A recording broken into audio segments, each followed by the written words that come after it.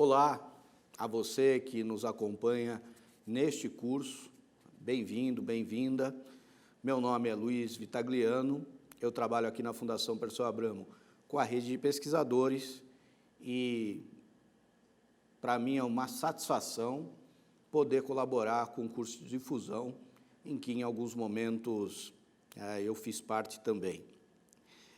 O título da aula, do debate que eu quero fazer com vocês é o golpe e o paradoxo neoliberal, a democracia mundial em xeque. Então, a proposta é dividir um pouco essa nossa atividade em dois momentos. Um primeiro momento sobre o golpe no Brasil e um segundo momento como o Brasil se encontra com as diversas manifestações internacionais e mundiais de uma direita que se reinventou para se encontrar com o neoliberalismo. Vocês podem perceber que nos anos 2000, boa parte da América, mas boa parte das democracias do mundo, elegeram governos que se opuseram, ou pelo menos eram críticos ao neoliberalismo. E, de uma certa maneira, recentemente, os governos de vários lugares do mundo, Estados Unidos, Hungria, Brasil, Argentina, passaram a eleger figuras que tinham um aspecto mais radical nas suas propostas liberais e, de um certo sentido, alguma coisa, inclusive, mais à direita, nos costumes, nos valores, e que, de uma certa maneira, nos impressionou, dado o seu radicalismo. Então, essa transição de um mundo progressista, de uma outra América, de uma busca por pautas democráticas, justiça social, inclusão social, para um outro tipo de governo que rapidamente se apropriou de tudo isso para promover preconceito, exclusão, concentração de renda. Então, o que aconteceu nessa veloz mudança de pauta e como o Brasil, de uma certa maneira, contribui para isso? O Brasil não é o único ator internacional que faz isso, não é o único país a passar por essa transição de pauta, do ponto de vista do seu governo, mas é um dos países que contribui fortemente para isso. Primeira parte, então, nós vamos tratar da construção do golpe no Brasil. Eu recomendo a leitura deste livro, Brasil 2016, Recessão e Golpe, em que a Fundação Perseu Abramo se debruça sobre o golpe de 2016 e de como ele foi construído. Um capítulo em especial eu queria dividir com vocês, que é o capítulo sobre a construção do golpe. Então, não é por acaso que esse livro se chama Recessão e Golpe, porque nós queremos discutir qual a relação entre a crise econômica que se desenhou e o golpe, mostrando que, a partir da crise econômica, a partir da recessão construída, nós tivemos condições pelos quais o golpe se desenvolveu. Então, na construção do golpe, nós podemos ver que, quando a Dilma assume o governo em 2011, ela assume um governo altamente fortalecida. Ela tem nas suas mãos um nível de popularidade herdada do Lula que não tem precedentes na história. Era uma presidenta muito popular, com um governo muito forte e com uma pauta que se desenha entre a continuidade do governo Lula e uma pauta própria, enfrentando novos desafios dos problemas sociais brasileiros. E o que acontece é que este governo escolhe como uma das pautas o rentismo, uma das suas frentes de disputa, o rentismo, os excessivos juros cobrados no Brasil e os excessivos juros que o Banco Central fornecia como recompensa, digamos assim, do Tesouro Nacional, os títulos da dívida pública. Ali começa uma primeira disputa, mas, obviamente, isso não tem impacto no governo. O segundo momento que nós podemos discutir é o momento que se desenha a partir da crise de 2013. E aí nós podemos ver vários elementos internacionais interferindo. Os irmãos Koch, com o financiamento de vários movimentos da direita, MBL, Vem Pra Rua, Revoltados Online, o uso das redes sociais, tal qual se usou na Primavera Árabe para desestabilizar o governo, financiamentos internacionais que nós não tínhamos muito claro como eles chegavam no Brasil, e uma intensa mobilização social para desestabilizar, ou pelo menos para tirar a popularidade do governo. Isso transforma o governo Dilma, que era um governo fortalecido pelo seu apoio popular, num governo enfraquecido do ponto de vista da sua imagem social, por conta do desgaste ocorrido a partir de junho de 2013. Não quero entrar aqui, eu acho que nós precisamos de muitos estudos em relação ao que foi exatamente a heterogeneidade de 2013, quem ela desgastou realmente, né, se foi só o PT, se foi só o governo federal, se foram os governos municipais, se foram os partidos como um todo, ou se foi a política como um todo, ou se é uma nova forma de fazer política. O fato é que, naquele momento, ele foi útil ao enfraquecimento do governo Dilma e há uma expectativa da direita em vencer as eleições de 2014. E, finalmente, esse governo enfraquecido se reelege, ao contrário das expectativas, em 26 de outubro de 2014. A partir deste momento, e principalmente com a declaração do Aécio Neves, de que não reconhecia, ou seja, o líder da oposição que perde no segundo turno, que não reconhece a legitimidade da eleição, ele diz que ele perde para uma quadrilha, e não assume a lisura eleitoral como um processo claro, o governo começa a ser acuado. Um outro evento muito poderoso aí é a eleição para presidente da Câmara de Eduardo Cunha e as intensificações das diligências da Polícia Federal no processo da Lava Jato. Então, o governo passa a ser atacado por diversas fontes, ou por diversas frentes. Uma delas, os próprios partidos de oposição, na outra frente, o Legislativo, e numa terceira frente, o Judiciário, se somando à mídia que já vinha atacando fortemente a popularidade do governo. Então, a Dilma se elege numa situação muito delicada e, ao tentar uma reconciliação, ela encontra, na verdade, o crescimento e o questionamento da sua legitimidade enquanto governo. É aí que a democracia brasileira começa a correr um seríssimo risco. Mas, como eu disse para vocês, nós temos, internacionalmente, já um cenário de bastante conflito do ponto de vista do enfrentamento das pautas progressistas. Do ponto de vista econômico, a nomeação do Joaquim Levy leva a uma escolha por uma situação econômica de ajuste, e esse ajuste não foi favorável à nossa construção de uma pauta que pudesse aumentar a inclusão social, ou que pudesse aumentar a nossa justificativa de inclusões populares. Então, também houve uma fragilidade nesse sentido, e este governo acuado, finalmente, passa a sofrer o processo de impeachment a partir de 2016. Então, em 2016, esse governo reeleito, pela quarta vez o Partido dos Trabalhadores vence uma eleição e toda uma oposição se forma contra isso.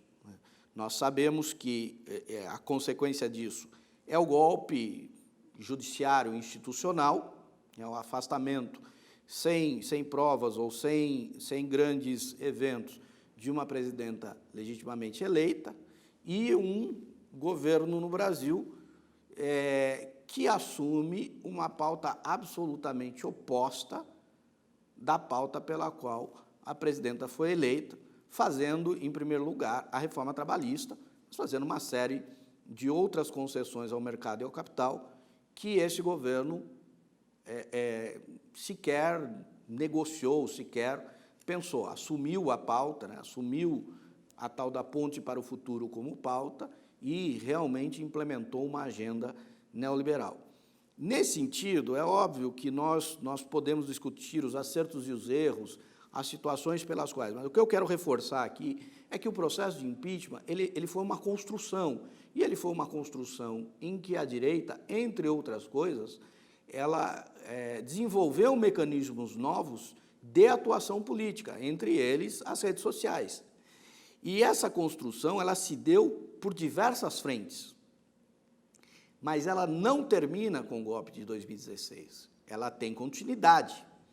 Em 2016, com as eleições municipais, o PT cai de 673, se não me engano, prefeituras, para 230 prefeituras em que o PT governa todas as cidades com menos de 200 mil habitantes, talvez a cidade maior governada pelo PT a partir de 2016 seja Araraquara, no interior do estado de São Paulo, que não passa de 300 mil habitantes.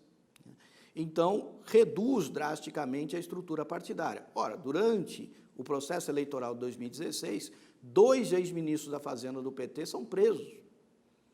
O ataque continua, o ataque midiático contra o PT continua. E a dificuldade dos nossos companheiros e companheiras de fazerem campanha era enorme. Sem uma base municipal num país em que o município ocupa um espaço importante da vida política, o PT teve dificuldades enormes para as próximas eleições.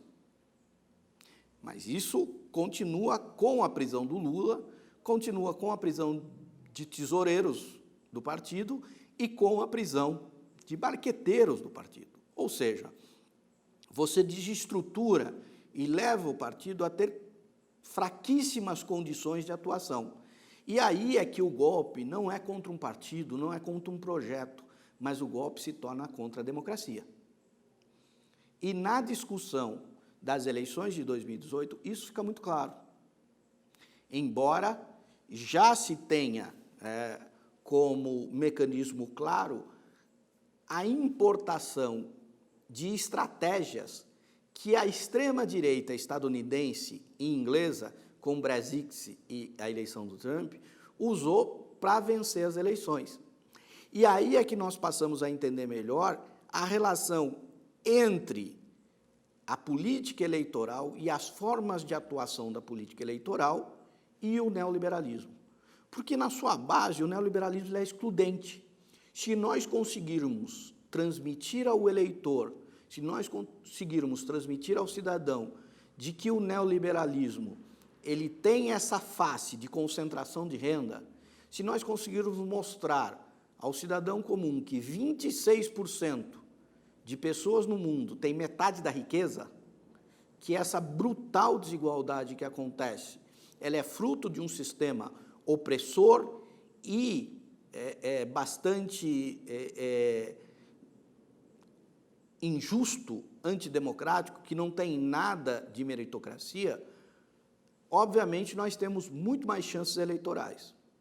Então, essa extrema-direita, que não pode ser clara, que não pode ser honesta nos seus princípios e nas suas consequências, que ela pode dizer, passar algum recado, mas que ela tem que trabalhar muito mais na fake news do que na sinceridade, no debate franco, ela começa a desenvolver mecanismos.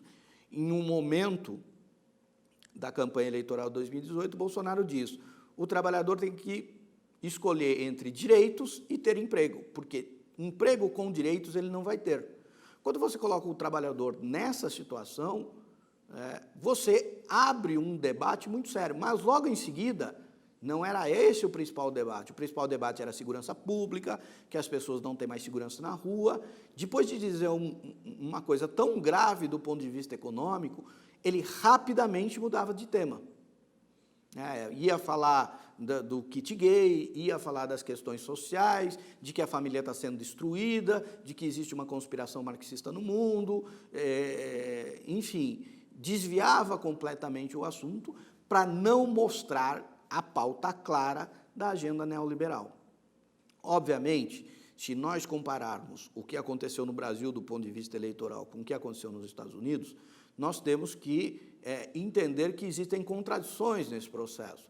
Por exemplo, nos Estados Unidos, a agenda antiglobalista era muito forte. O Trump se colocou como alguém que era contra o livre comércio, dando a entender que eles, Estados Unidos, precisavam recuperar os empregos perdidos para os chineses. Aqui no Brasil, esse debate não aconteceu claramente como um debate antiglobalista, mas aconteceu como um debate contra as ditaduras bolivarianas, contra Cuba, contra a Venezuela, contra uma série de pautas progressistas que o governo tinha lá, etc. Ou seja, também não está muito claro qual é a pauta desta direita, mas fica muito transparente e evidente que a pauta desta nova direita ela é uma pauta que tende a confundir a cabeça do cidadão e não a esclarecer. E, nesse sentido, o ataque à democracia, o ataque às condições sociais e às condições de trabalho que são desenvolvidos a partir de um capitalismo regulado, eles são muito fortes. Então, enquanto a direita neoliberal no mundo ela teve dificuldade de lidar com a democracia, esta de extrema-direita neoliberal e com base nas redes sociais, com base na fake news, com base em ataques cibernéticos, ela consegue subverter o debate, colocando no escuro as questões econômicas, no escuro os interesses das grandes corporações e trazendo à luz as discussões a respeito dos costumes, dos valores, da família, transformando aí novamente a cidadania em algo que não deve ser exercido, transformando a busca das pessoas, em primeiro lugar, por sobrevivência e não por condições dignas de exercício da sua liberdade, da sua atuação, embora eles recorram muito à ideia de liberdade, estudantes pela liberdade, etc. Então, nós temos que ficar muito atentos aí em como se constrói uma narrativa, porque, no fundo, o resumo dessa aula é um pouco isso. Eu tenho um governo extremamente popular, mas esse governo sofre uma série de ataques que não são imediatos, que são construídos, porque para derrubar esses governos progressistas foi preciso construir uma narrativa alternativa. Não importa se essa narrativa tinha mentiras, não importa se essa narrativa teve falsidades, porque eles foram competentes no sentido de construir uma narrativa falsa, mas que tivesse na cabeça das pessoas. Isso não é novidade. O nazismo dizia que uma mentira contada 1000 vezes passa a ser considerada uma verdade. Então, essas estratégias de manipulação associadas a novos meios de comunicação permitiu que a narrativa mentirosa, que a narrativa maliciosa da direita e antidemocrática se valesse em relação a uma narrativa social com relações claras. Mas aí vários mecanismos de violação da democracia foram utilizados. E isso é que nós precisamos nos contrapor, não só resistir, mas reagir para que nós possamos restabelecer uma pauta social, democrática e muito mais ligada a transformar o trabalhador como um sujeito de direitos, um sujeito autônomo que tenha a capacidade e o discernimento de escolher a sua atuação e não ficar num falso dilema entre ter direitos e ter empregos. Queria agradecer, coloco à disposição aí de todas e todos e muito obrigado. Vamos ao debate, à leitura, às atividades.